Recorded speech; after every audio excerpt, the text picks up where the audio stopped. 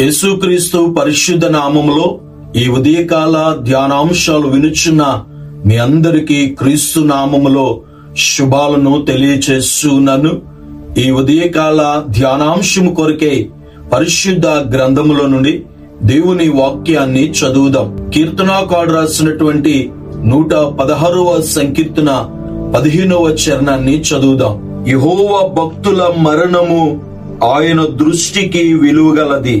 దేవుని వాక్యాన్ని మనము ధ్యానించినట్లయితే యెహోవా దృష్టిలో తన భక్తుల మరణము విలువైనది అని దేవుడు తెలియచేస్తున్నాడు.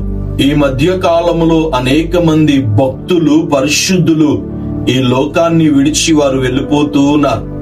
వారు వెళ్ళిపోవడం ఎంతో బాధను కలిగిస్తున్నా, మరొక ప్రక్క వారు దేవునితో ఉంటారు అనే సంతోషము. ఎందుకు బాధ అని అంటే, ఈ తరములో అలాంటి భక్తి కలిగిన వారిని మనం ఇక చూడలేం. వారి భక్తి, వారి యొక్క విశ్వాసము, వారి యొక్క సమర్పణ, వారి యొక్క త్యాగము, వారు ఆత్మల పట్ల కలిగి ఉన్న భారాన్ని బట్టి ప్రభువుని ఎంతగానో స్తుతిస్తున్నాను. అలాంటి గొప్ప పరిశుద్ధులు, అలాంటి దైవజనులు ఈ లోకాన్ని విడిచి వెళుతూ ఉంటే ఎంతో బాధ కలుగుతూ ఉంది. సహోదరి సహోదరుడా, మానవ జీవితములో మనకిష్టమున్నా ఇష్టము లేకున్నా ఏదో ఒక దినాన్న మనందరము కూడా ఆ మరణాన్ని రుచి చూడాలి. ఎంతటి వారైనా సరే కూడా మరణము నుండి తప్పించుకొనలేరు. మానవ జీవితములో మరణము ఎంతో ఎడబాటును, దుఃఖాన్ని కలగచేస్తాది.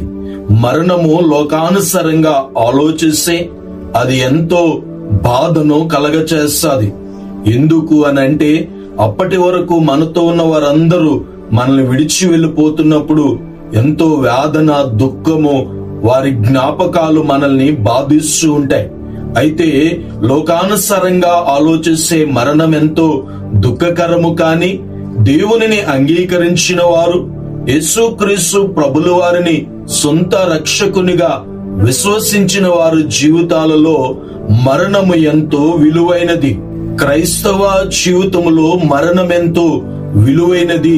ఎందుకు మరణము విలువైనది అని మనం ఆలోచిస్తే, మానవ జీవితంలో ఉన్న ఈ శ్రమలు, ఈ ప్రయాస, ఇవన్నీ మనము విడిచి నిత్యత్వములో దేవుని సన్నిధానములో యుగ యుగాలు విశ్రాంతిని పొందడానికి, ప్రభుతో మనము సహవాసము చేయడానికి మరణము మనకెంతో మేలు చేస్తుంది. మనము ఈ దేహములో నివసించినంత కాలము మనము దేవునికి దూరంగా ఉంటాం. మనము ఈ దేహమును ఎప్పుడైతే విడిచామో మనము ప్రభువుకి దగ్గరవుతాం. సహోదరి సహోదరుడా, దేవుని దృష్టిలో ఆయన భక్తుల మరణము ఎంతో విలువైంది. ఇది నా మానవ జీవితములో ఏది విలువైనది అని ఆలోచిస్తే, పేరు ప్రఖ్యాతలు, కీర్తి ప్రతిష్టలు, ఆస్తి, వెండి బంగారాలు, సుఖ సౌఖ్యాలు, ఇవే మానవుడు విలువైనవిగా ఎంచుతూ ఉన్నాడు. వాటి కొరకే మానవుడు తాపత్రయపడుతున్నాడు. వాటి కొరకే మానవుడు జీవిస్తున్నాడు. కానీ దేవుని యొక్క లేఖనము ఎంతో స్పష్టంగా మనకి తెలియజేస్తుంది, ఆయన భక్తుల మరణము ఆయన దృష్టిలో విలువైనది. పేతురు రాసిన మొదటి పత్రిక 1వ అధ్యాయము 19వ వచనాన్ని చదువుదాం. అమూల్యమైన రక్తము చేత, అనగా నిర్దోషమును నిష్కలంకమునగు గొర్రె పిల్ల వంటి క్రీస్తు రక్తము చేత విమోచింపబడితిరని మీరెరుగుదురు గదా. యేసు క్రీస్తు ప్రభుల వారు సిలువలో కార్చిన ఆ అమూల్యమైనటువంటి, నిష్కలంకమైనటువంటి ఆ గొర్రె పిల్ల రక్తము చేత విమోచింపబడ్డాం. విమోచింపబడిన మనందరము కూడా ఆయన భక్తులము, ఆయన పిల్లలము. ఆయన పిల్లలందరూ కూడా అమూల్యమైన రక్తము చేత విమోచింపబడిన కారణము చేత మనము విలువైన వారిగా మార్చబడ్డాం. ఎందుకు మనము విలువైన వారిగా మార్చబడ్డామంటే, మనందరి క్షేమము కొరకు, మనందరి రక్షణ కొరకు ఆయన మహిమను విడిచి నరవతారుగా ఈ లోకానికి వచ్చి ఆయన 33.5 సంవత్సరాలు జీవించి సర్వ మానవాళి కొరకు ఆయన నిందలు, అవమానాలు, అవహేళనలు, ఆయన కొరడా దెబ్బలు, ఆయన శిలువ మరణాన్ని పొంది ఆయన మృత్యుంజయుడై పునరుద్ధానుడిగా తిరిగి లేచాడు.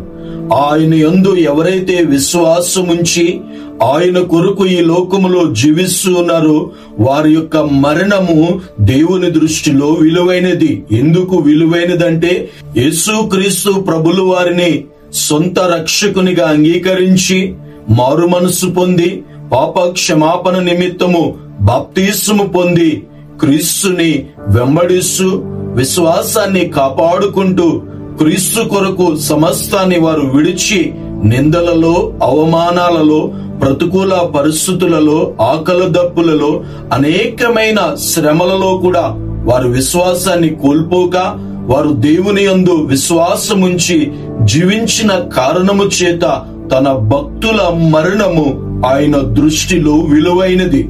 యేసు క్రీస్తు ప్రభుల వారిని నమ్ముకున్న కారణము చేత అనేకమైన చిత్రహింసలు చేసి క్రూర మృగాలకు ఆహారంగా వేసి అనేక మందిని అగ్నిలో పడవేసి అనేక మందిని రంపాలతో కోసి అనేకమైనటువంటి చిత్రహింసలు పెట్టిన వారు తమ విశ్వాసాన్ని ఎక్కడా కోల్పోలేదు, వారి నమ్మకాన్ని ఎక్కడా కోల్పోలేదు. ప్రభు కొరకే వారు సాక్షులుగా జీవించారు. అలాంటి భక్తుల మరణము దేవుని దృష్టిలో ఎంతో విలువైనది. సహోదరి సహోదరుడా, మరి మనము కూడా ప్రభువుని అంగీకరించి ప్రభుయందు విశ్వాసము కలిగి శ్రమలే రానివ్వండి, కష్టాలే రానివ్వండి, ఇబ్బందులే కలగనివ్వండి, ఆకలి దప్పులే కలగనివ్వండి, అవమానాలే కలగనివ్వండి, ఒకవేళ అందరూ మనల్ని తృణీకరిస్తూ ఉండొచ్చు, ఒకవేళ సమాజంలో విలువలేని వారిగా ఒకవేళ మనం బ్రతుకుతూ ఉన్నామేమో, ఒకవేళ ఇలాంటి పరిస్థితుల్లో మీ జీవితాన్ని కొనసాగిస్తూ ఉంటే ఈ దినం మీరందరూ కూడా ప్రభువును బట్టి ధైర్యము కలిగి ప్రభు కొరకు సాక్షులుగా జీవించాలని, అలాగూ ఎవరైతే తమ భక్తిని కాపాడుకుంటూ దేవుని యందు నమ్మిక కలిగి జీవిస్తారో దేవుని దృష్టిలో అట్టి మరణము ఎంతో విలువైనది. సహోదరి సహోదరుడా, మనందరము కూడా ప్రభుయందు నమ్మిక కలిగి విశ్వాసము కలిగి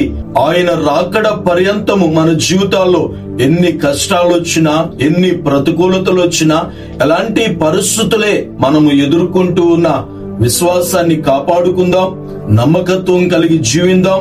మన ముందు ఆయన భక్తులు ఎలాగైతే తమ విశ్వాసాన్ని కాపాడుకుని పరిశుద్ధతను కలిగి సాక్ష్యాన్ని కాపాడుకుని ఆ నిత్య రాజ్యానికి చేరారో మనము కూడా అలాగూ ఆయన రాకడ పర్యంతము అలాగూ జీవించినట్లు దేవుడు మనందరికీ అట్టి ఉన్నతమైన కృపను అనుగ్రహించునుగాక.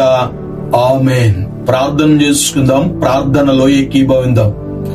మమ్ములను మిక్కిలిగా ప్రేమించుచున్న మా ప్రియ పరలోకపు తండ్రి, మీ ఘనమైన పరిశుద్ధ నామము కొరకే వందనాలు, స్తుతులు, స్తుతిరాలు చెల్లించున్నాం నాయనా.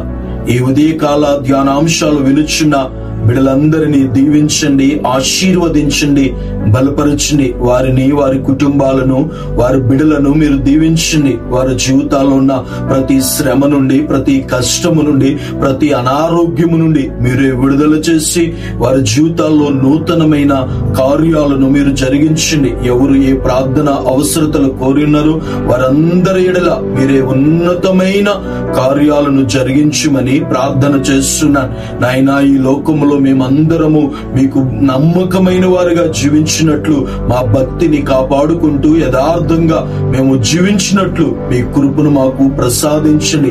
శ్రమలే గాని, కష్టాలే గాని, ఇబ్బందులే గాని, అవమానాలే గాని, ప్రతికూల పరిస్థితులే గాని ఎన్ని మా జీవితంలో ఎదురైనా వాటన్నిటిలో మా విశ్వాసాన్ని కోల్పోకున్నట్లు, విశ్వాసము కలిగి మేము జీవించగలిగినట్లు అటు దైవకమైనటువంటి మీ కృప, మీ యొక్క సహాయమును మాకు దయచేయమని ప్రార్థన చేస్తున్నాను. ఎవరిలో ఏ పిరికి ఆత్మ లేకున్నట్లు మీరే ప్రతి ఒక్కరిని ధైర్యపరిచి ఆ నిశ్చయత్వము చేరు వరకు మీరు ఇమ్మానుయేలు దేవుడిగా ఉండి నడిపించి మహిమ పొందమని యేసు నామములో ప్రతి ఆటంకాలను బంధించునైనా మీ చిత్తానికి మమ్మల్ని మేము అప్పగించుకుంటుండగా మీరే ఉన్నతమైన కార్యాలు చేయమని యేసు నామములో ఈ మనవులు అడుగుచున్నాను పరమ తండ్రి. ఆమేన్.